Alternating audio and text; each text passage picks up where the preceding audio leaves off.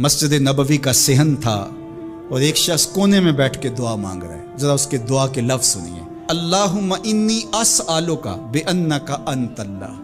اے اللہ میں تجھ سے اس لیے مانگتا ہوں کہ تو میرا اللہ جو ہے.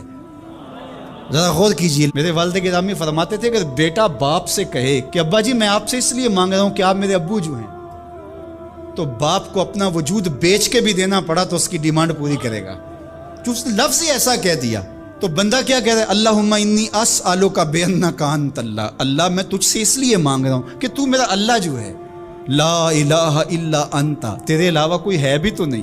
انت الاحد الصمد الذی لم یلد ولم یولد، تو ایک ہی ہے، واحد ہے، اور کوئی ہے ہی نہیں جس در پہ جاؤں، کوئی چوکھٹ نہیں ہے جہاں دامن پساروں. کر رہا ہوں یہ وہ دعا کر رہا تھا کہ میرے حضور نے سن لی. تو ایک صحابی کو فرمایا کہ یہ جو دعا کر رہا اب جو مانگے گا اللہ عطا کرے گا.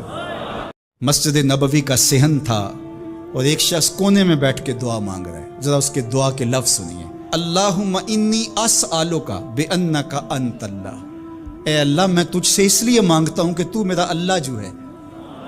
ذرا غور کیجیے. میرے والد گرامی فرماتے تھے کہ بیٹا باپ سے کہے کہ ابا جی میں آپ سے اس لیے مانگ رہا ہوں کہ آپ میرے ابو جو ہیں، تو باپ کو اپنا وجود بیچ کے بھی دینا پڑا تو اس کی ڈیمانڈ پوری کرے گا.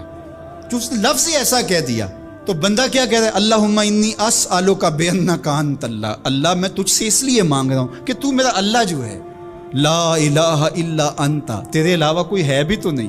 انت الاحد الصمد الذی لم یلد ولم یولد، تو ایک ہی ہے، واحد ہے، اور کوئی ہے ہی نہیں جس در پہ جاؤں، کوئی چوکھٹ نہیں ہے جہاں دامن پساروں. کر رہا ہوں یہ وہ دعا کر رہا تھا کہ میرے حضور نے سن لی. تو ایک صحابی کو فرمایا کہ یہ جو دعا کر رہا اب جو مانگے گا اللہ عطا کرے گا.